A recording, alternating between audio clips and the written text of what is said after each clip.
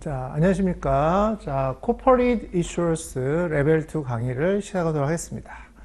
자, 저는 김용석, 이 회계사 CFA고요.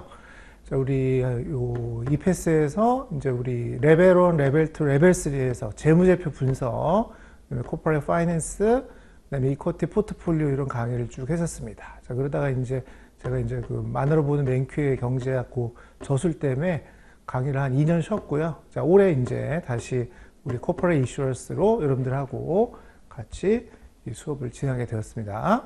자, 일단 우리 그 레벨 2 코퍼레이트 이슈런스에 일단 그 요번에 굉장히 내용이 좀 많이 변경이 됐거든요. 그래서 아마 작년도에 혹시 공부하신 분들은 내용이 많이 바뀌었기 때문에 아마 그 작년도 내용대로 하시면 안 되고 이 새로 변경된 내용으로 업데이트를 좀 해주시고요.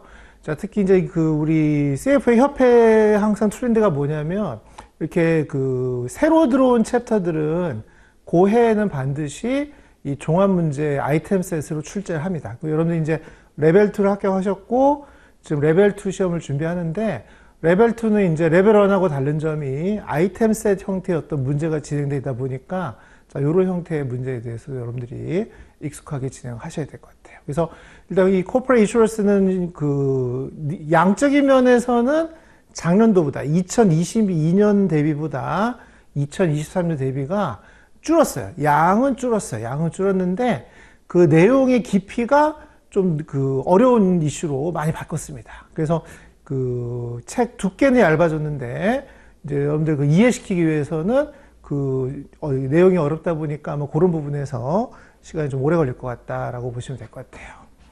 자, 일단 우리 코퍼레이트 이슈런스에 대한 목차부터 잠깐 설명하고 갈게요. 자, 여러분들 그 가지고 계신 스웨저 교재 목차 페이지 보시죠. 목차 페이지 5페이지, 목차 페이지예요. 목차 페이지 5페이지 가시면 리딩 15, 16, 17, 18 이렇게 볼 겁니다. 자, 리딩 15, 16, 17, 18. 요 네 가지 리딩이 우리 코퍼레이트 이슈런스에 해당되는 내용이다라고 보시면 될 것 같아요.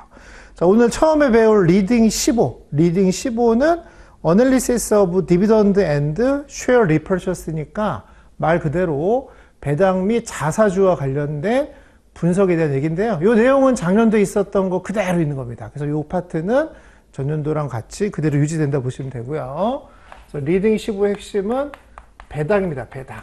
자, 기업이 배당을 주주에게 준다면 여러 가지 그 주가라든가 재무 비율에 영향을 줄 텐데, 자, 이런 부분에 대한 논점. 자, 그 다음에 특히 그 자사주 매입을 하게 되면 그 어떤 재무 비율의 특징이 나오냐. 그래서 이 리딩 15의 그 배당 및 자사주는 약간 재무제표 분석하고도 약간 연계가 많이 됩니다. 왜냐면 여러 가지 레이쇼 분석을 많이 하셔야 되기 때문에. 자, 리딩 16. 리딩 16은 ESG consideration. 자, 우리 CFA 협회에서는 몇 년 전부터 ESG 내용을 여러분들한테 테스트를 하고 있습니다만, 최근에 이제 여러분들은 신문지상에서 ESG라는 내용은 많이 여러분들이 들어봤을 겁니다. 말 그대로 E는 환경이죠. 그 다음에 S, 소셜은 사회적인 측면.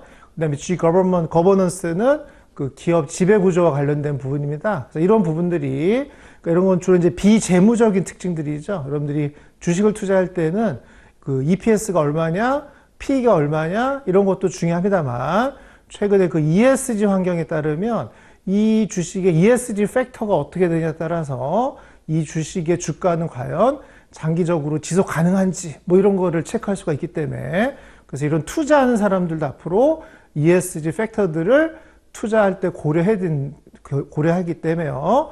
그럼 투자를 받는 기업들 입장에서도 이런 ESG 환경을 잘하고 있는지에 대한 체크가 필요하겠죠. 자, 그런 내용을 보는 게 바로 리딩 16이라고 보시면 되겠습니다. 자, 리딩 17. 리딩 17은 Cost of Capital. 한마디로 자본 비용인데요. 자, Advanced Topics라고 되어 있죠. 그래서 앞서 설명드린 것처럼 이 리딩 17은 그 전년도 교재에서는 그 중급 정도의 난이도로 있었습니다만 그 상당 부분의 내용들은 레벨 1으로 내려보내고요. 그다음에 이제 그 고급화된 부분, 뭔가 여러분들이 어려운 이슈들만 가지고 내용을 설명하는데, 자, 일단 리딩 17 제목부터 쓰고요. 이건 자본 비용이에요. 자, 기업의 그 주식의 자본 비용을 다루는 대표적인 논문이 CAPM이죠. 그래서 CAPM 등에서 측정한 코스트 오브 캐피탈과 관련된 여러 가지 이제 이슈들을 얘기를 하는 겁니다. 근데 이제 그 제가 강의를 해보니까 이런 문제점이 있어요. 자, 리딩 17을 여러분들하고 이제 어드밴스드 토픽을 이제 강의를 해야 되잖아요. 그러면 여러분들이 코스트 오브 캐피탈에 대해서는 기본 전제로 주식이 있다는 가정이 필요합니다. 근데 여러분들이 이제 레벨 1을 합격을 하면 그 레벨 1에서 합격했던 내용들을 이제 책을 다 버린단 말이에요. 근데 문제는 거기에 이제 코스트 오브 캐피탈과 관련된 여러 가지 기본 내용들이 있는데 그 내용들을 밑바탕해서 뭔가 좀 어드밴스된 토픽을 얘기하다 보니까 그 내용을 기억을 못하면은 여러분들 수업을 따라오기 좀 힘들 수가 있습니다. 근데 그 내용을 또 책에도 없는데 제가 또 설명할 수도 없기 때문에 그래서 리딩 17을 여러분들이 그 수업을 들어오실 때는 리딩 17과 관련된 코스트 오브 캐피탈, 그 레벨 1에서 봤었던 책에서 내용들을 한번 복습을 하고 그리고 수업을 들으셔야 이 부분이 이해가 될 수 있다라고 보시면 될 것 같아요. 자, 근데 이게 또 문제가 뭐냐면, 자, 이 지금 우리 수업 내용은 2023년도 시험 대비거든요. 그러면 그 코스트 오브 캐피탈의 상당 부분은 2023년도 레벨 1 교재에다가 갖다 넣었다는 거죠.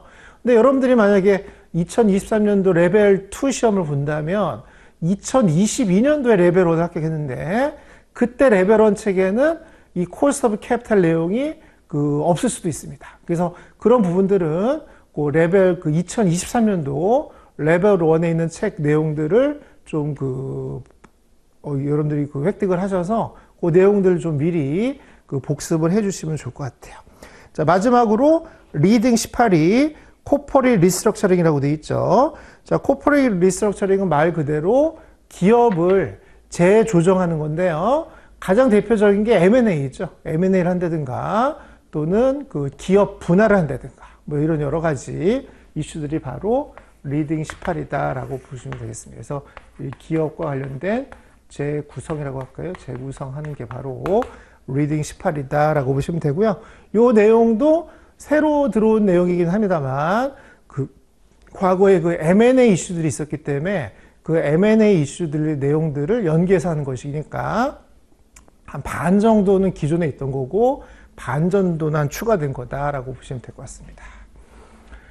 자, 이해되셨죠? 그래서 보시면은 그 책도 얇고요. 내용 자체가 양적으로는 많이 줄었습니다만 아까 설명드린 것처럼 어드밴스드 이슈라든가 이런 내용적인 면에서는 질적으로는 좀 어려졌기 때문에 그래서 해당되는 파트, 특히 리딩 17 같은 경우는 여러분들이 반드시 레벨 1에서 코스트 오브 캐피탈과 관련된 내용을 미리 좀 숙지를 하고 계셔야 그 내용들을 여러분들이 따라갈 수 있다고 보시면 될 것 같아요. 그래서 저랑 같이 이 4가지 챕터를 가지고 그 시험 공부를 대비한다라고 보시면 되겠습니다. 자, 일단 레벨 1에서 여러분들이 배웠겠지만 Corporate Issuers라는 과목 자체의 특징부터 잠깐 설명드리고 수업을 시작할게요. 자, 우리 CFA. 자, CFA 시험의 대부분의 내용들은 투자자를 위한 내용이잖아요. 주식 투자가 됐건, 채권 투자가 됐건, 파생이 됐건, 대체 투자가 됐건, 주로 CFA와 관련된 수업 내용들은 투자자를 위한, 그죠? 그래서 투자자에게 여러분들이 조언을 할 그 애널리스트가 될 것이니까 투자자가 어떤 이런 부분들을 알아야 되기 때문에 필요한 내용들, 뭐 이런 것들을 설명한다면, 자, Corporate Issuers는 투자를 받는 투자 대상이죠. 투자 대상인 기업이죠. 기업. 그래서 주로 기업과 관련된 내용들을 하다 보니까 다른 나머지 과목하고는 관점이 좀 다르다는 거죠. 주식, 예를 들면 테슬라를 주식을 투자한다. 그러면 그 다른 과목들, 예를 들면 이코티 시간에는 테슬라 주식을 밸류에이션하고 테슬라 주식을 포트폴리오에 넣을 때 어떻게 그 위험을 관리하고 뭐 이런 거를 다룬다면 우리 코퍼레이트 이슈어스는 테슬라라는 기업 입장에서 보는 거죠. 테슬라라는 기업 입장에서 뭔가 그 기가 팩토리 공장을 짓는다. 그럼 자금을 조달해야 되잖아요. 그럼 자금을 조달할 때 자본 비용이 발생하니까 그 자본 비용을 어떻게 고려할 것이냐, 뭐 이런 것부터 출발해서 지금 아까 설명드린 것처럼 그 경영 환경과 관련된 ESG 팩터들을 어떻게 잘 그 검토하고 있는지, 또 그 다음에 그 주주들한테 배당을 줄지 현금 그 주식 분할을 할지. 테슬라가 최근에 3대1 스탁 스플릿을 했잖아요, 그죠? 자, 그럼 그런 식으로 자, 스탁 스플릿을 3대1로 해줬다. 이런 거는 우리 리딩 15의 배당 및 자사주와 관련된 이슈들이다라고 보시면 될 것 같아요. 또 테슬라가 또 여러 가지 회사들을 M&A를 한다든가, 또 테슬라 공장의 일부를 밖으로 도려낸다면 이거는 코퍼레이트 리스트럭처링을 얘기하는 거니까, 자, 이런 부분들을 다루는 게 바로 코퍼레이트 이슈런스라고 보시면 되겠습니다. 그래서 약간 관점이 다르다. 인베스터가 아니라 투자를 받는 대상인 기업 입장이다. 그래서 원래 이제 대학에서는 코퍼레이트 파이낸스라고 하죠. 기업 재무학이라고 하는데, 자, 과거에는 우리 시험에서도 코퍼레이트 파이낸스라고 했습니다만 몇 년 전부터 과목명을 개정해서 코퍼레이트 이슈런스라는 표현을 쓰고 있습니다. 그래서 이 과목명은 지금 설명드린 것처럼 투자를 받는 기업 입장, 테슬라 주식을 투자하는 사람 입장이 아니고 테슬라라는 기업 입장에서 과연 어떻게 주주 친화적인 경영을 할 것이며, 그죠? 기업의 가치를 높이는 경영을 할 것이냐, 뭐 이런 걸 논의하는 게 바로 코퍼레이트 이슈런스다라고 보시면 될 것 같습니다. 이해되시겠죠? 자, 그럼 이런 내용들을 가지고 요 순서대로 진행을 할 것인데요. 자, 오늘은 첫 시간이기 때문에 리딩 15 디비던드 앤드 리퍼처스에 대해서 잠시 살펴보도록 하겠습니다. 자, 그러면 첫 번째 챕터인 리딩 15 Analysis of Dividend and Share Repurchase에 대해서 같이 한번 살펴보도록 할게요. 현재 갖고 계신 교재, 슈에저 계좌 221페이지 보시면 되겠습니다. 일단 큰 이슈를 보면요. 일단 첫 번째가 배당이죠, 배당. 그럼 이제 아까 설명드린 것처럼 기업 입장에서, 그죠? 테슬라라는 기업 입장에서 주주들한테 어떻게 배당을 줄 것이냐. 뭐 현금 배당도 있지만 주식 분할을 줄 수도 있고 주식 배당을 줄 수도 있고. 자, 그럼 이러한 여러 가지 배당에 대해서 자, 이제 우리 코퍼레이트 파이낸스라고 하죠, 사실은. 이런 파이낸스, 재무관리시가라는 그 여러 가지 논문에서는 그렇게 배당을 주면 주가에는 도움이 된다. 주가에는 도움이 되지 않는다. 여러 가지 논쟁들이 있습니다. 자, 그리고 이제 배당은 또 세금이 등장하니까 여러 가지 국가마다 과세 체계가 있어요. 이런 다양한 이슈들을 얘기하는 게 바로 디비던드다라고 보시면 되고요. 자, 그 다음에 자, 기업이 배당을 하려면 현금이 있어야 되잖아요. 그럼 리테인드 어닝을 가지고 캐시를 가지고 주주들한테 배당을 줄 수도 있지만 주식시장에서 주식을 사올 수도 있죠. 우리가 리퍼처스, 자사주라고 합니다. 자사주로 이제 특히 미국 기업들은 주주 친화적인 정책을 많이 하기 때문에 이런 자사주 매입을 많이 하고요. 자사주 매입으로 제일 유명한 기업이 바로 애플이죠. 애플이 이제 이런 리퍼처스를 많이 하게 되는데, 그럼 이렇게 자사주를 매입하게 된다면 현금 배당보다 어떤 재무 비율적인 측면의 차이가 있는지, 또 자사주는 보유 현금을 가지고도 할 수 있습니다만, 돈을 빌려서, 은행에서 돈을 빌려서 그 돈으로 자사주를 매입할 수도 있습니다. 그때 여러 가지 등장하는 재무 비율 이슈들이 있습니다. 그래서 앞서 설명드린 것처럼 요 파트를 하실 때는 약간 재무제표 분석의 레이쇼, 여러 가지 비율과 관련된 기본 지식들이 필요한데, 여러분들이 레벨 1 합격하셨기 때문에 그 정도 기초 지식은 있는 걸로 간주하고, 그래서 이제 약간 재무제표 틱한 내용들이다라고 보시면 될 것 같아요. 자, 그럼 그 첫 번째로 배당에 대해서 같이 한번 살펴보도록 하겠습니다. 여러분들 갖고 계신 교재 221페이지 먼저 보시고, 자, 모듈 15.1이 바로 뭐냐? Theories of Dividend Policy라고 되어 있죠? 그래서 배당 정책과 관련된 여러 가지 논문들, 이론들에 대해서 같이 논쟁하자라고 되어 있습니다. 자, 첫 번째 맨 밑에 보시면, 자, Types of Dividend죠? 배당과 관련된 여러 가지 유형들이 있어요. 그래서 일단 첫 번째는 배당의 유형이에요.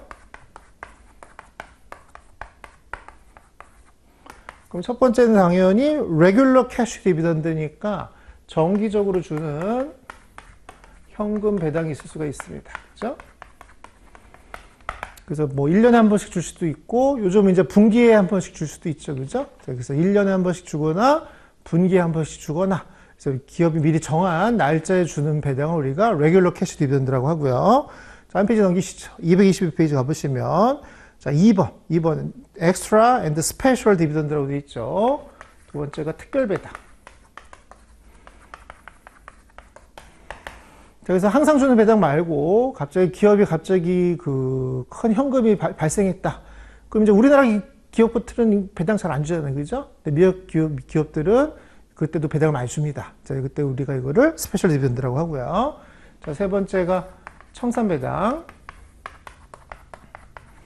자, 말 그대로 기업은 고인컨설을 가정합니다만, 기업이 이제 그 청산할 때, 자, 기업이 청산하게 되면은 가지고 있는 모든 재산을 그 채권자한테 먼저 나눠주고, 남은 잔액을 주주들한테 분배해주게 되어 있는데요. 이때 주는 걸 우리가 리퀴데이팅 디비던드, 청산 배당이라고 합니다. 자, 사실은 4번, 5번이 중요하죠. 사실은. 자, 4번이 바로 뭐냐? 주식 배당. 스탁 디비던드죠. 자, 여기서 말하는 주식은 이제 그 회사 본인의 주식이죠. 그래서 테슬라라면 테슬라 그 회사 주식 자체를 주주들한테 배당으로 주는 걸 얘기하는 것이고요. 자, 그 다음에 223페이지 가보시면 메뉴 5번의 스탁 스플릿, 주식 분할.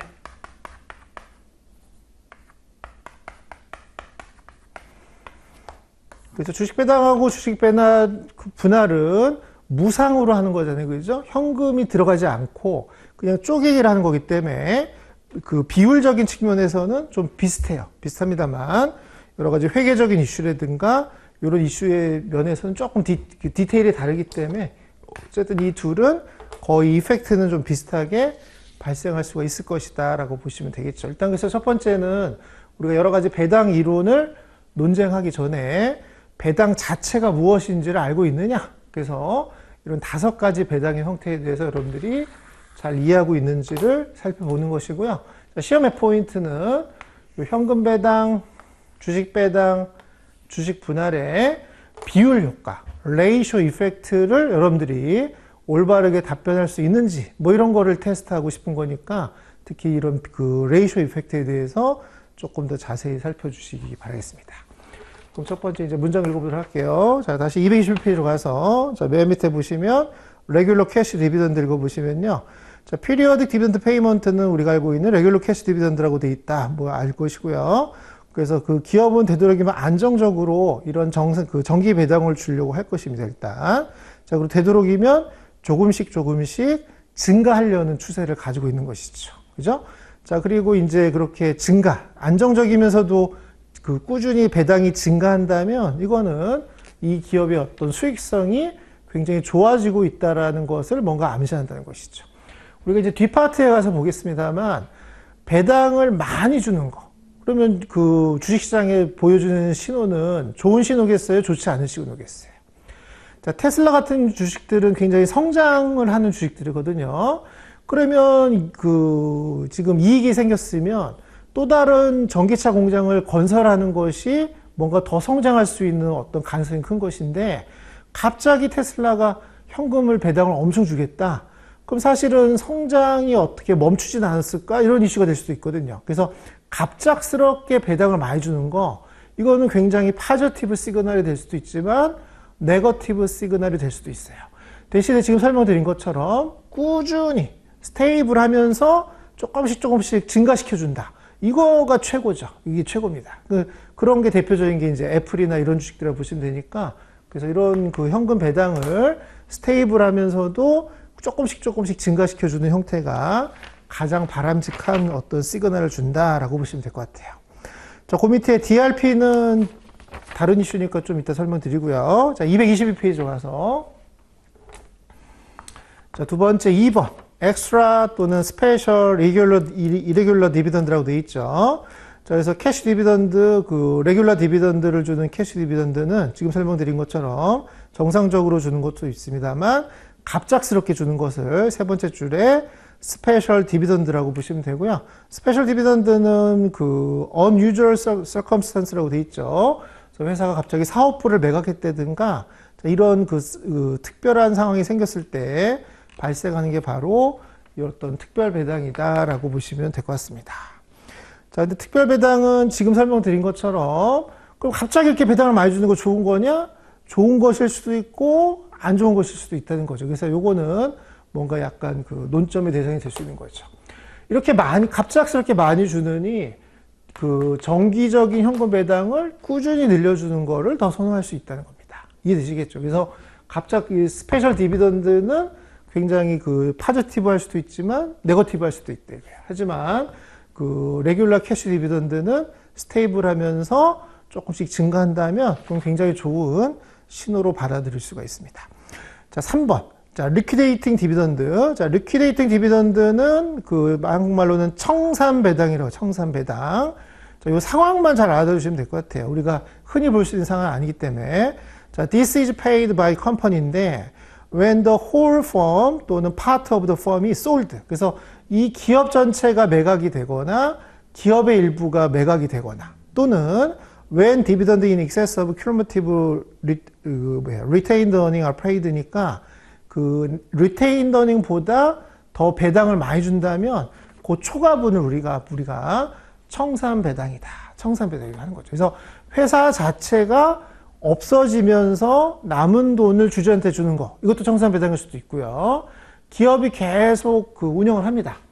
여러분들이 레벨에서 배웠지만 밸런스 시트나 파이낸셜 포지션에 여기 이쿼티 파트를 가보면 가장 핵심적인 두 가지 계정이 contribute capital, 납입 자본하고요. retained earning, 이익이라는 게 있습니다. 근데 요 retained earning으로만 배당을 줘야 되는 거예요. 자, 그리고 원천적으로는 요 그 contribute capital, 이 캐피탈은 그 주주가 가져갈 수가 없죠. 왜냐면 이 기업이 계속 기업을 하기 위해서는 주주가 여기다 투자한 걸 보고 채권자들도 여기다 돈을 빌려줄 것이고 여러 사람들이 모여서 같이 비즈니스를 할 것인데 주주가 갑자기 납입자본금을 빼가면 안 되잖아요. 그래서 원래는 이 납입자본을 가져갈 수가 없습니다. 없는데 만약에 리테인드 어닝이 100원이었는데 요번에 배당을 120을 주었다면 그 120 중에 100은 요걸로 준 거잖아요. 그죠? 그럼 초과분 20원은 요 캐피탈로 자본금으로 준 걸로 보고 그 20원을 우리는 liquidating dividend다라고 하자는 것이죠. 근데 이런 청산 배당은 이제 그 각 나라마다 각 국가에서 정하는 상법이라는 게 있을 거 아니에요. 그죠? 그럼 그 상법에서 허용하는 국가도 있고 허용하지 않는 국가도 있기 때문에 우리나라는 허용하지 않습니다. 그래서 이건 이제 케이스 바이 케이스라고 보시면 될 것 같은데 어쨌든 시험의 포인트는 그 초과분만 청산 배당이에요. 리테인드 어닝이 100원인데 120원의 배당을 준다. 120원이 전부 리퀴데이팅 디비던드가 아니고 20원, 100을 초과한 20을 우리는 앞으로 리퀴데이팅 디비던드다. 청산 배당이다 라고 하자는 것이죠. 이해되시겠죠? 그래서 청산 배당은 어떤 그 아까 위에 1번이나 2번처럼 어떤 그 주식시장에 보내는 시그널보다는 얘 정의만 잘 알고 계시면 되실 것 같아요. 혼자 막 계속 얘기하니까 이게 계속 목이 막히네요. 자, 그 다음에 이제 아까 얘기한 4번 주식 배당. 제일 중요합니다. 주식 배당. 5번에 주식 분할. 이건 시험에 100%입니다. 100%. 우리 레벨 2에서는 안 낼 수가 없으니까 이 두 가지는 100% 알아두시고. 자, 일단 스탁 디비던드 문장 읽어볼게요. non cash 디비던드죠. 현금이 아닌 거, 주식을 찍어서 새로 배당을 주는 거 우리는 스탁 디비던드라고 합니다. So non-cash dividend paid in the form of additional shares is known as stock dividend라고 하니까 새로 주식을 만들어서 주주들한테 배당으로 주는 걸 우리는 앞으로 주식 배당이다라고 보시면 되겠죠. 자, 그럼 after payment of stock dividend, shareholder have more shares, 그죠? 더 많은 주식을 더 받으니까 주식수가 더 많아지고요. 자, 그 다음에 cost per share will be lower. 이 말도 이해되시죠? 왜냐면 자기가 예를 들면 100 주고 100달러 주고 한 주를 샀는데 그럼 이 주식의 취득 원가는 100달러잖아요. 근데 만약에 주식 배당으로 한 주를 더 받은 겁니다. 근데 무상으로 받은 거죠. 그럼 두 주가 됐잖아요. 그래서 자기 그 증권 계좌 보면은 주식수는 두 주가 돼 있는데 자기가 투입한 돈은 100달러니까 코스트는 100달러에서 50달러로 줄어들 수가 있는 거니까 취득 원가를 줄일 수 있는 어떤 역할을 한다라고 보시면 되겠습니다. 물론 주가도 떨어집니다. 문제는.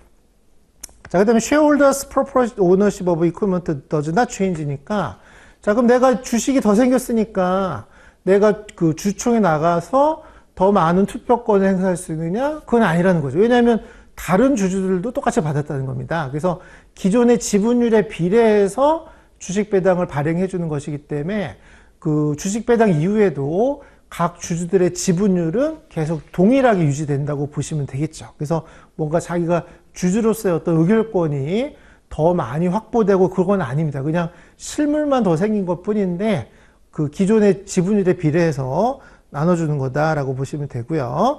그래서 because every shareholder received the same percentage of stock dividend 이해되시는 거예요. 자, 그 다음에 shareholder are usually not taxed on stock dividend죠. 현금으로 배당을 받으면 우리가 이제 과세 당국에서 항상 보는 게 실현주의거든요. 이 납세자가 세금을 낼 수 있는 캐시가 있는지를 보는 거예요. 그럼 현금을 배당받으면 당연히 우리나라에서는 금융소득 종합과세에 걸려가지고 세금을 내게 돼 있습니다. 자, 하지만 주식으로 배당을 받는 거는 이거는 만약에 세금 내라고 그러면 이걸 팔아치워야 되니까 이건 과세할 수가 없기 때문에 지금 보통은 과세가 유예되는 거죠. 아예 비과세되는 건 아니겠죠. 나중에 이제 그 주식을 팔았을 때 과세가 됩니다만 어쨌든 당장은 세금을 내지 않는다라는 말도 이해되시고 그래서 이런 표현들을 잘 구분해서 캐시 디비던드랑 항상 비교하면서 이 문장이 true다, false다. 그래서 이제 아이템 셋 문제를 나중에 우리가 커리큘럼 북을 풀면서 같이 풀겠습니다만, 자, 이런 예를 들면 스탁 디비던드에 대한 설명 중에 두 사람의 애널리스트가 있다. 둘이 말하고 있는데, 이 말이 커렉트하냐, 인커렉트하냐 막 논쟁하는 겁니다. 그럼 이러면서 이제 이런 문장들이 은근슬쩍 들어오면서 약간 변형시켜 나올 수도 있고 하니까, 그래서 우리 레벨 2는 되도록이면 이 원문 문장을 좀 자세히 읽어 놓으시는 게 많이 도움이 돼요. 왜냐면 이 표현에서 많이 긁어다가 걔네들이 문장을 만들면서 여러 가지 여러분들한테 등장을 시킬 것이기 때문에 그래요. 특히 지금 이 컴퓨터 시험으로 바뀌면서 복잡한 계산 문제를 낼 수가 없잖아요. 그죠? 우리가 페이퍼 시험이 아니고 컴퓨터 단말기 앞에 앉아가지고 여러분들 시험을 보셔야 되기 때문에 그 복잡한 계산 문제가 아니라면 이게 말장난 치는 문제들이 나올 가능성이 크거든요. 그러면 그럴수록 이러한 텍스트들을 많이 읽어 놓으시는 게 많이 도움이 되니까. 그래서 지금 설명드린 이 주식 배당들의 특징들을 잘 기억을 해 놓으시기 바라겠습니다. 자, 그 다음에 계속 읽을게요. Because the market value of the company is not unchanged. 그래서 시가총액이죠. 이 기업의 시가총액 자체는 변함이 없죠. 그러니까 전체 파이는 그대로인데 파이 조각이 많아진 거죠. 주식 수만 많아진 겁니다.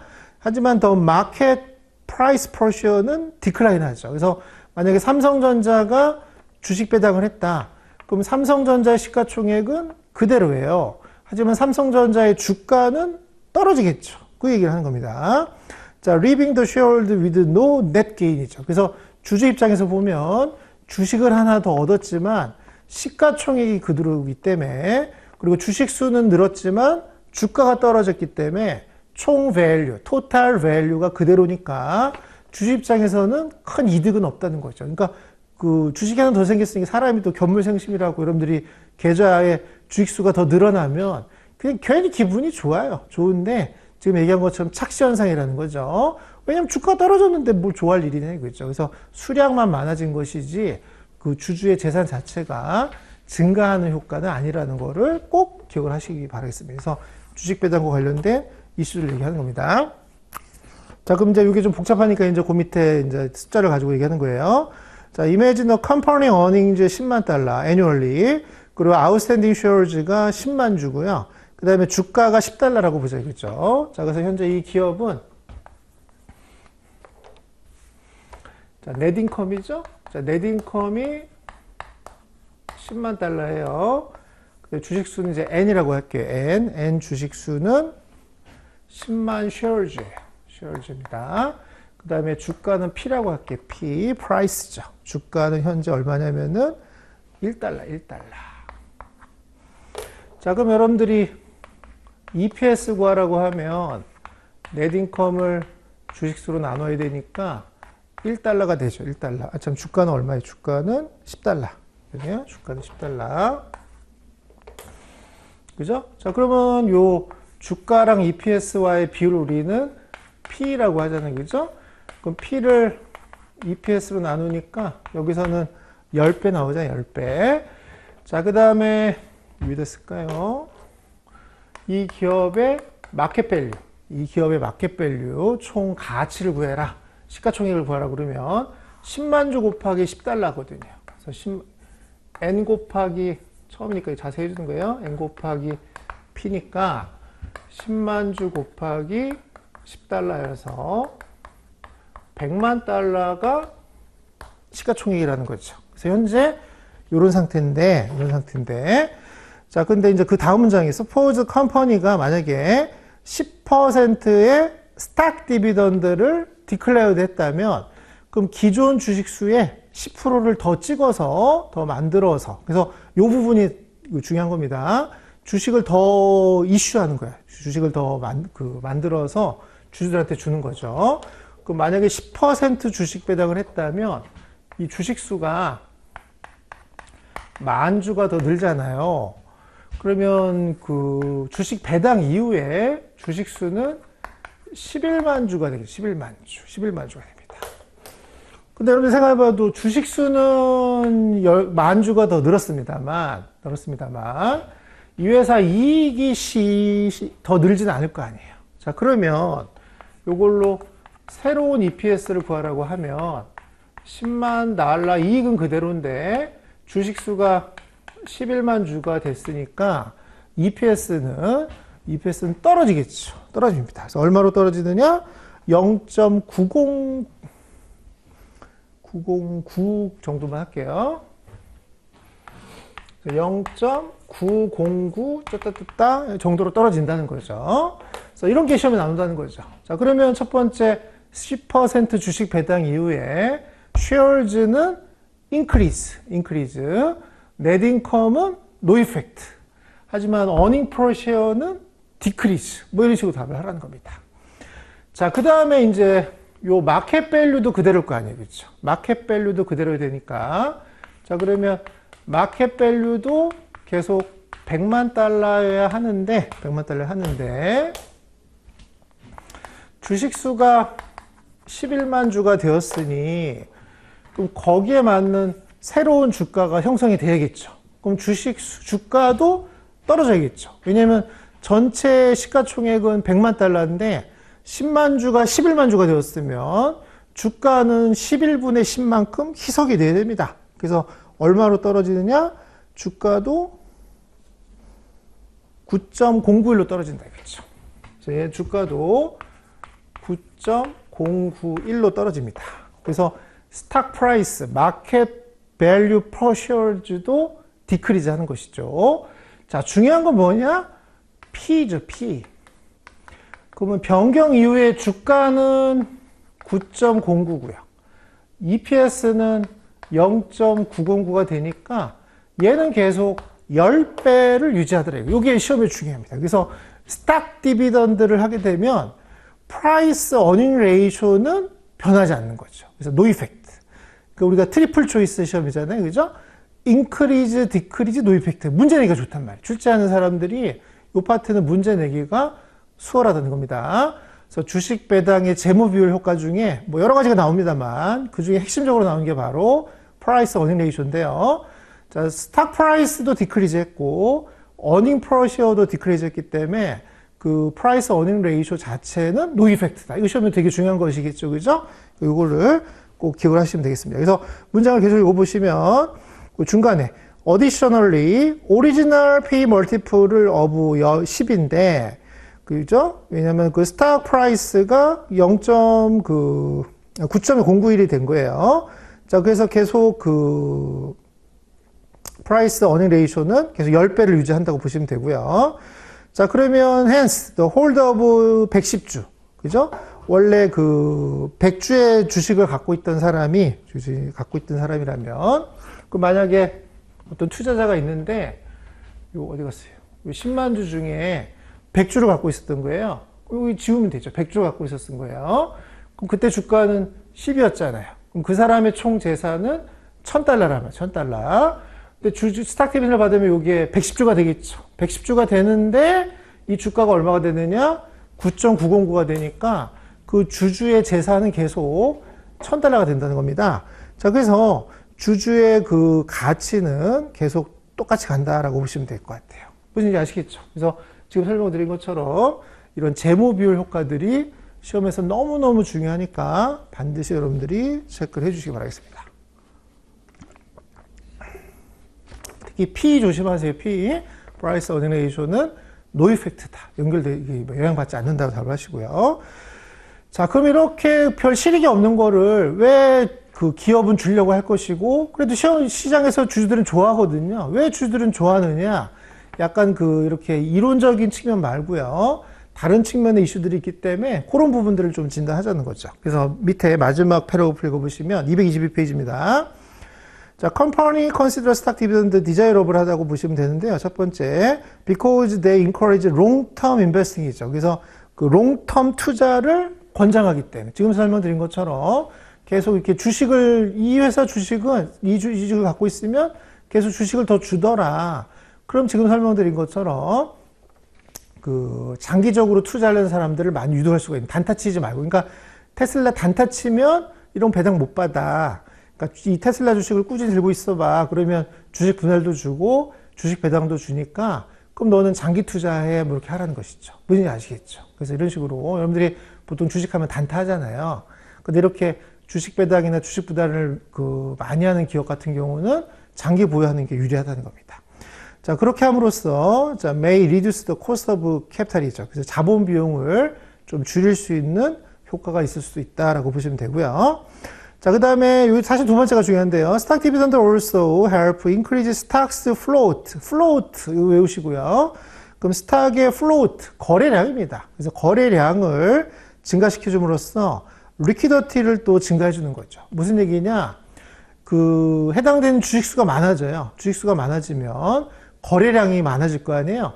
그럼 수량이 많아지게 된다면 거기서 트레이딩 하는 사람들이 많아진다는 겁니다. 그러니까 여러분들 테슬라 생각하시면 돼요. 테슬라가 만약에 한 주에 900달러 하던 게 3대1 분할 때리니까 300달러로 떨어졌다 이거예요. 그럼 수량이 이제 3배로 많아진 거잖아요. 근데 문제는 가격이 3분의 1로 떨어지니까 더 많은 투자자들이 트레이딩을 하더라는 겁니다. 그러면 여러분들이 어떤 기술적 지표를 볼 때 어떤 주가의 추이도 봅니다만 어떤 거래량을 보거든요. 그럼 이런 거래량이 많아진다면 이 주식의 유동성이 풍부해진다고 보는 거기 때문에 이게 사실 중요한 효과죠. 이런 P라든가 이런 재무적인 측면에서는 그냥 똑같은 얘기를 하는 겁니다만 실무적으로는 이런 거래량 증가로 인해서 그만큼 거래가 많아진다. 그죠? 유동성이 풍부해진다. 그래서 이런 주식의 유동성을 공급해주는 게 바로 스탁 디비던드나 스탁 스플릿이라고 보시면 될 것 같아요.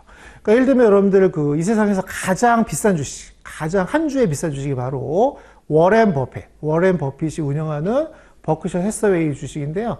이 주식은 한 주에 거의 우리나라 돈으로 한 5억 정도 해요. 5억. 그러니까 한 주를 살려면 5억이야. 그러니까 여러분들 주주가 못 된단 말이에요. 예? 그러니까 워렌 버핏하고 점심 먹기도 힘들고 주식 사기도 힘들어. 근데 만약에 워렌 버핏의 버크셔 해서웨이가 만약에 스탁 스플릿을 만약에 한 10,000대 1로 했다고 가정해 보세요. 그러면 한 주를 10,000주로 쪼개주는 거예요. 그럼 5억이 10,000분의 1로 떨어지니까 여러분들도 그 주식을 살 수도 있고 주식 수량이 10,000배가 더 커지기 때문에 더 많은 트레이딩이 되겠죠. 그래서 이렇게 한 주가 좀 묵직하고 그래서 거래가 좀 없던 주식에 뭔가 활력을 주기 위해서 하는 게 바로 주식 배당이나 주식 분할이구나 이렇게 보시면 될 것 같습니다. 이해되시겠죠? 자, 그 다음 계속 볼게요. Stock dividend may also be used to decrease stock price of stock. 이해되시죠? 이거는. 그래서 주가를 줄여줍니다. 그럼 뭐가 좋느냐? To desirable trading range that attract more investor라는 거죠. 무슨 얘기입니까? 지금 설명드린 것처럼 단가가 떨어지니까 여러분들도 참여할 수 있잖아요. 그렇죠? 만약에 한 주가 너무 비싸면 돈이 없어서도 좀 그렇고요. 그리고 이게 좀 너무 무거우면 빨리빨리 좀 못 움직인단 말이에요. 그잖아요. 근데 만약에 한 주식을 100만원짜리 샀어요. 근데 100만 1,000원. 그럼 뭐 움직이는 것 같지도 않아요. 그잖아요. 근데 이거를 분할해서 조금씩 움직여주면은 이게 트레이딩 하기 좋단 말이에요. 무슨 아시겠죠?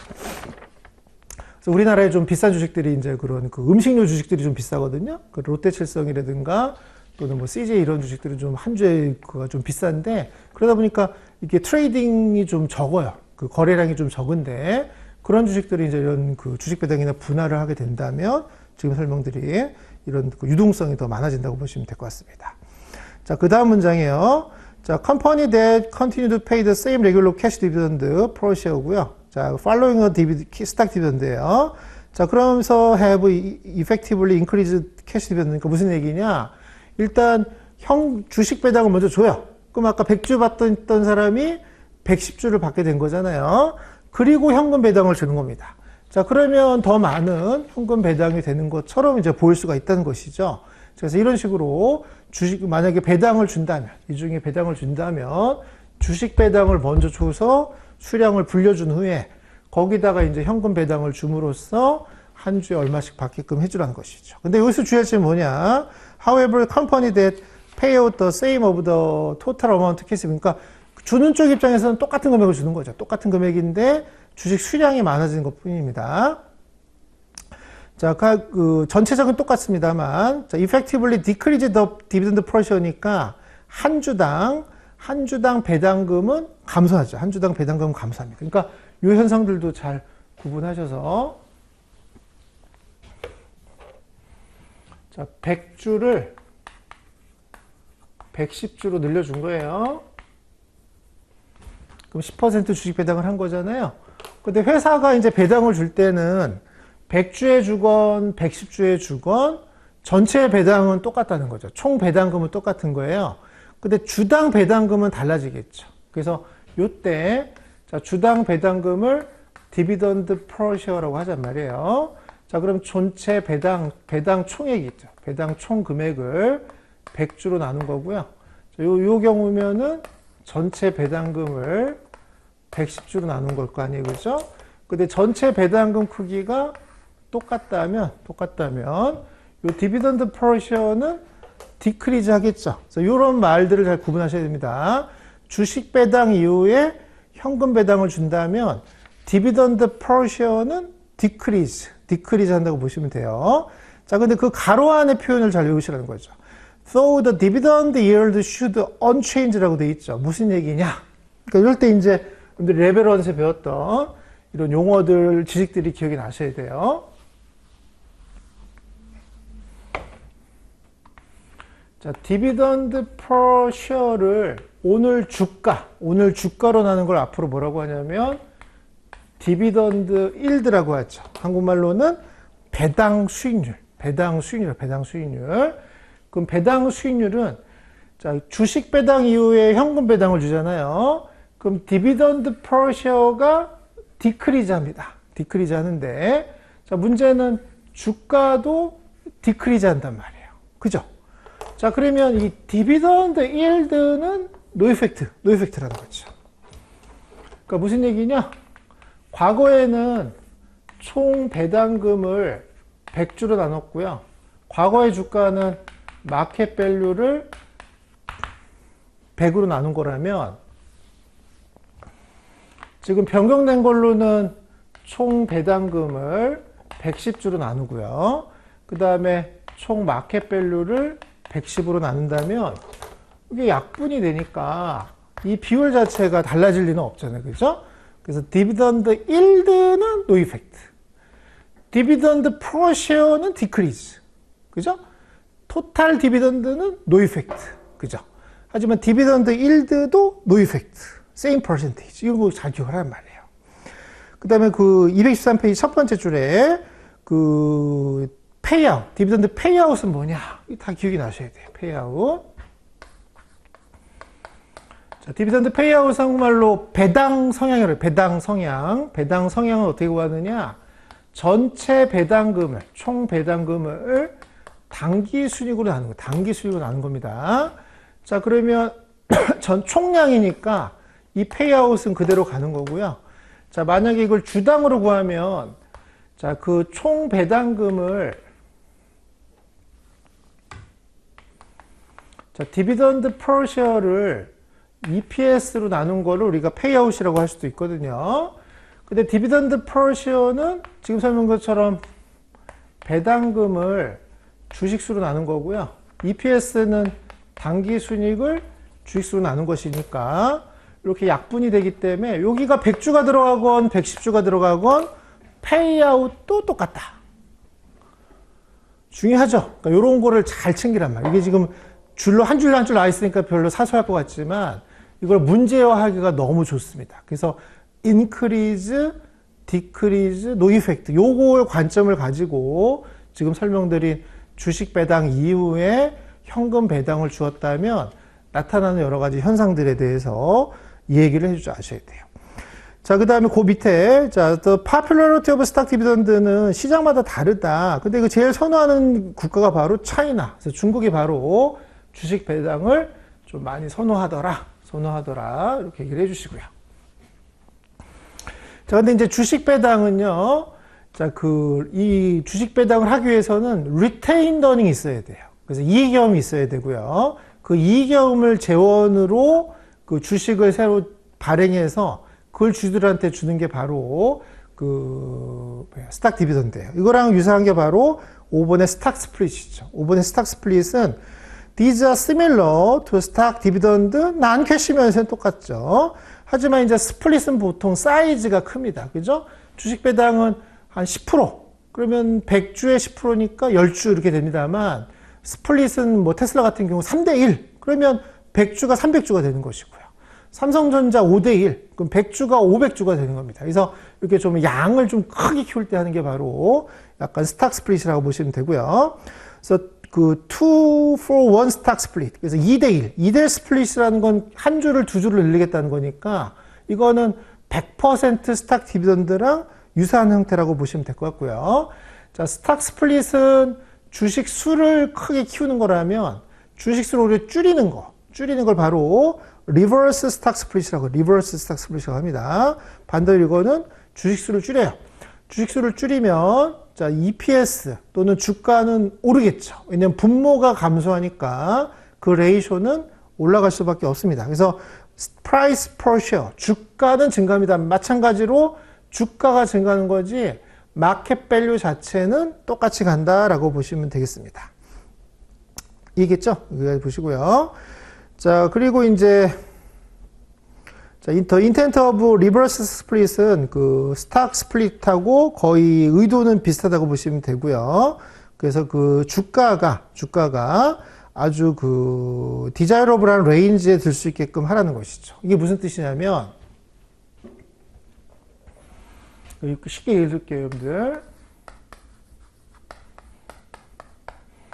우리가 제일 쓰기 편한 통화가 10,000원이죠, 10,000원. 10,000원이란 말이에요. 근데 여러분들이 100만 원이 있어. 100만 원이 있는데 100만 원 수표 한 장이 좋아요? 10,000원짜리 100개가 좋아요? 그럼 100만 원짜리 수표 한 장 들고 다니면 어디 쓸 수가 없단 말이에요. 그죠? 그러면 이게 100만 원짜리 수표 한 장은 우리가 투자하기에 적합하지 않은 상태의 어떤 레인지라는 겁니다. 근데 이거를 100대 1로 스플릿을 하게 되면 10,000원짜리가 100장이 되잖아요. 그럼 한 주의 주가는 10,000원이 되니까 그럼 이거는 투자하기에 적합한 주가가 되는 것이죠. 무슨 얘기인지 아시겠죠? 그러니까 10,000원짜리 한 장보다는 100만 원짜리 한 장보다는 10,000원짜리 100장이 좀 더 사람들이 투자하기 좋은 여건이라는 거예요. 그럼 반대로 10,000원짜리 하나랑 100원짜리 100개랑 어느 게 좋아요? 그럼 또 100원짜리가 막 100원짜리 요즘 본 적도 별로 없잖아요. 그죠? 그럼 100원짜리를 100개 들고 있으면 이것도 투자하기에는 적합하지 않다는 겁니다. 만약에 주가를 특히 미국 같은 경우는 이게 달러 밑에 센트인데 만약에 0.02 센트 달러 이래 버리면 주가 표가 보기도 좀 민망하고 좀 그렇단 말이에요.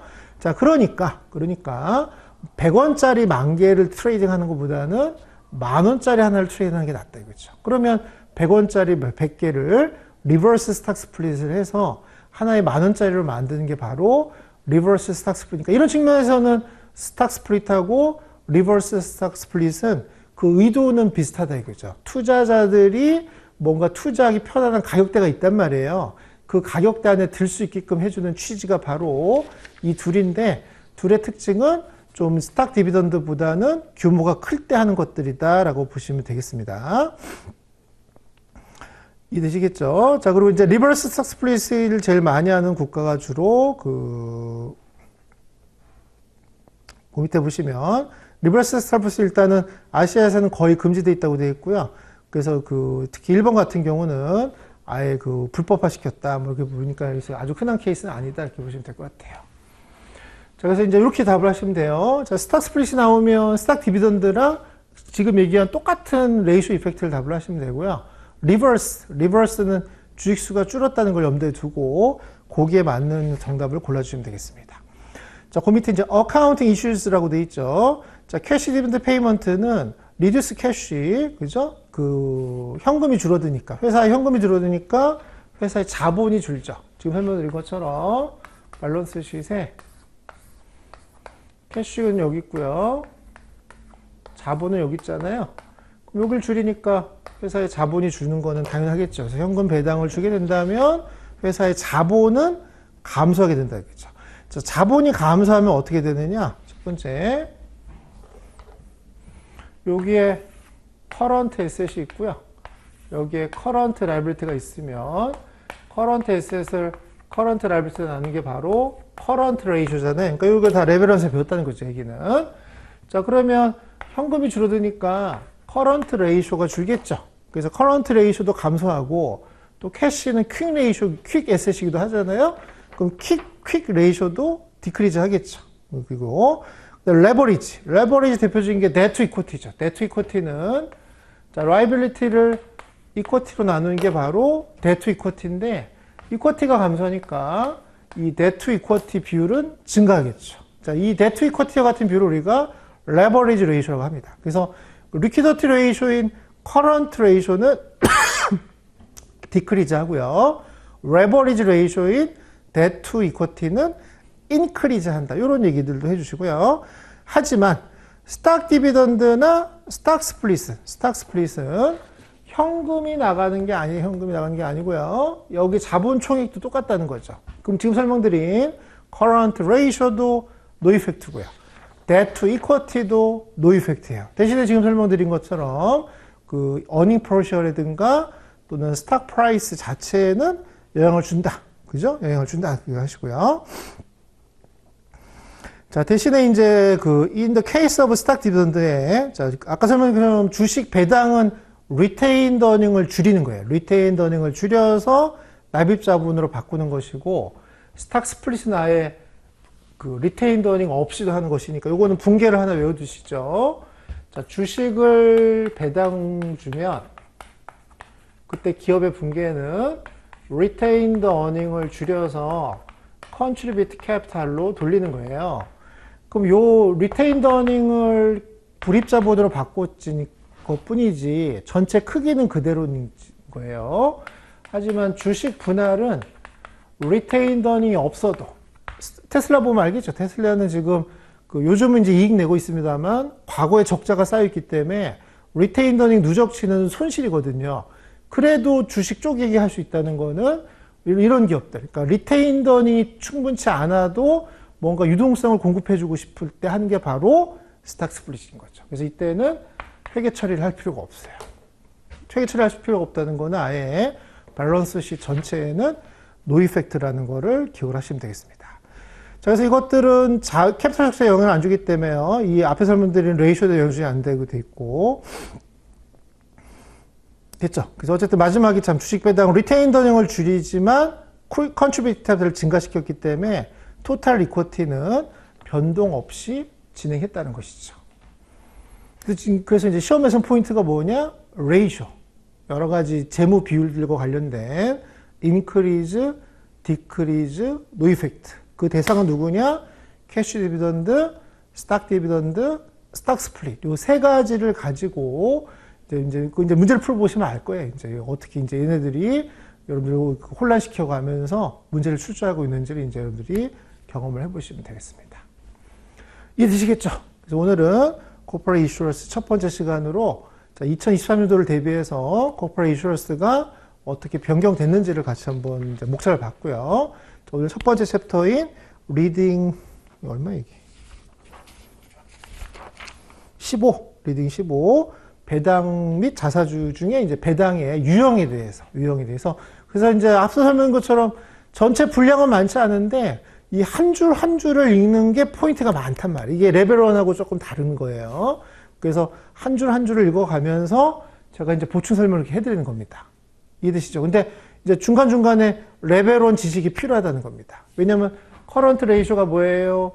부채 비율, 이걸 제가 다시 강의할 수는 없잖아요. 그죠? 그 정도 여러분들 충분히 안다고 가정하고 진행을 할 텐데, 아까 설명드린 것처럼 리딩 17은 아예 자본 비용, CAPM이라든가 WACS라든가 그런 거 레벨 1에서 다 배우셨을 거기 때문에 그런 부분들을 좀 더 그 복습을 한 후에 그 수업에 들어오시는 게 훨씬 더 도움이 될 거라고 보시면 되겠습니다. 그럼 오늘 첫 번째 타임은 여기까지 하고요. 다음 두 번째 타임은 그 다음번 이슈인 배당 이론 여러 가지. 그럼 배당이 과연 주가에 긍정적이냐, 주가에는 영향 주지 않느냐. 이렇게 비율만 보면은 크게 영향 주지 않을 것 같은데, 자, 그걸 다루는 여러 가지 이제 그 논문들의 어떤 논점들이 있습니다. 그 논점들을 또 같이 정리해 보도록 하겠습니다.